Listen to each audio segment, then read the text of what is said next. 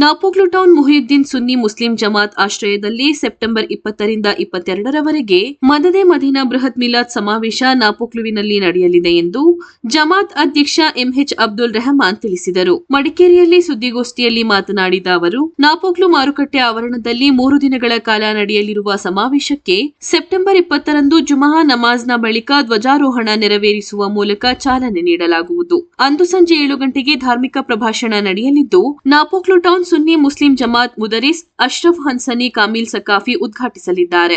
September 22ರಂದು ಸಂಜೆ 4 ಗಂಟೆಗೆ ಸಾರ್ವಜನಿಕ ಸಮಾವೇಶ ನಡೆಯಲಿದ್ದು, ಕೊಡಗು ಜಿಲ್ಲಾ ನಾಯಬ್ ಖಾಜಿ ಅಬ್ದುಲ್ಲಾ ಫೈಜಿ ಉದ್ಘಾಟಿಸಲಿದ್ದಾರೆ. ಮುಖ್ಯಾತಿಥಿಗಳಾಗಿ ಮುಖ್ಯಮಂತ್ರಿಗಳ ಕಾನೂನು ಸಲಹೆಗಾರರು ಹಾಗೂ ವಿರಾಜಪೇಟೆ ಕ್ಷೇತ್ರದ ಶಾಸಕರಾದ ಎಎಸ್ ಪೊನ್ನಣ್ಣ, ಮಡಿಕೇರಿ ಕ್ಷೇತ್ರದ ಶಾಸಕರಾದ ಮಂತರ್ಗೌಡ ಪಾಲ್ಗೊಳ್ಳಲಿದ್ದು, ಕಾರ್ಯಕ್ರಮದಲ್ಲಿ 2 ರಿಂದ 3 ಸಾವಿರ ಜನ ಸೇರುವ ನಿರೀಕ್ಷೆ ಇದೆ ಎಂದು ತಿಳಿಸಿದರು. ಮಧ್ಯಾಹ್ನ ಜುಮಾ ನಮಾಜಿನ ನಂತರ ಜಮಾತ್ ಅಧ್ಯಕ್ಷರು ಹಾಗೂ ಸರ್ವ ಸದಸ್ಯರ ಸಮ್ಮುಖದಲ್ಲಿ ಪದಗ್ರಹಣ ಮಾಡುವುದರ ಮೂಲಕ ಪ್ರಾರಂಭವಾಗಲಿದೆ. ದಿನಾಂಕ 20ರಂದು ಮಗರಿಬ್ ನಮಾಜ್ ಸಮಯ 7 ಗಂಟೆಯ ನಂತರ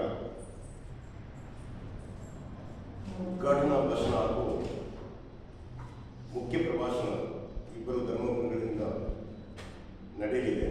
ಅಶ್ರಫ್ ಹಸನಿ ಸಕಾಫಿಯನ್ನು ನೆರವೇರಿಸಿದ್ದಾರೆ. ಶುಕ್ರವಾರ ರಾತ್ರಿಯ ಮುಖ್ಯ ಪ್ರಭಾಷಣವನ್ನು ಉಬೈದುಲ್ಲಾ ಸಕಾಫಿ ವಾಯ್ನಾಡ್ ಅವರು ನೆರವೇರಿಸಿದ್ದಾರೆ. ತದನಂತರ ಸೆಪ್ಟೆಂಬರ್ 21ರಂದು ಶನಿವಾರ ಬೆಳಿಗ್ಗೆ 9 ಗಂಟೆಯಿಂದ ಸಂಜೆ 6 ಗಂಟೆವರೆಗೆ ಮದ್ರಸಾ ಮಕ್ಕಳ ವಿವಿಧ ಕಾರ್ಯಕ್ರಮಗಳು ವೇದಿಕೆಯಲ್ಲಿ ನಡೆಯಲಿದೆ.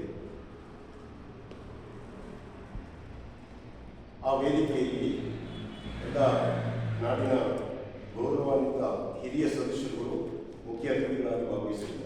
ಜಮಾತ್ ಮಾಜಿ ಅಧ್ಯಕ್ಷ ಸಲೀಂ ಹ್ಯಾರಿಸ್ ಮಾತನಾಡಿ, ಸೆಪ್ಟೆಂಬರ್ 22ರಂದು ಮಧ್ಯಾಹ್ನ 1:30ಕ್ಕೆ ಹಳೆ ತಾಲೂಕು ಮಸೀದಿ ಆವರಣದಿಂದ ನಾಪೋಕ್ಲು ಮಾರುಕಟ್ಟೆಯವರೆಗೆ ಬೃಹತ್ ಮಿಲಾದ್ ಸಂದೇಶ ರ್ಯಾಲಿ ನಡೆಯಲಿದೆ. ಜಾಥಾದಲ್ಲಿ ಪ್ರವಾದಿಗಳ ಶಾಂತಿ ಸಂದೇಶ ಹಾಗೂ ಅಲ್ಲಾ ಶ್ಲೋಕ ಪಠಣ ಮಾಡಲಾಗುವುದು. ಅಹಿತಕರ ಘಟನೆಗಳು ನಡೆಯದಂತೆ ಯಾವುದೇ ಸಮುದಾಯಕ್ಕೆ ನೋವುಂಟಾಗದಂತೆ ಸಮಿತಿಯವರು ಎಚ್ಚರಿಕೆ ವಹಿಸುವುದಾಗಿ ತಿಳಿಸಿದರು. ಸುದ್ದಿಗೋಷ್ಠಿಯಲ್ಲಿ ಜಮಾತ್ ಮಾಜಿ ಅಧ್ಯಕ್ಷರಾದ ಬಿಎಚ್ ಹಮೀದ್, ಅಬ್ದುಲ್ ಹಜೀಜ್ ಸೇರಿದಂತೆ ಮತ್ತಿತರರು ಉಪಸ್ಥಿತರಿದ್ದರು. ನಮ್ಮ ಪ್ರವಾದಿ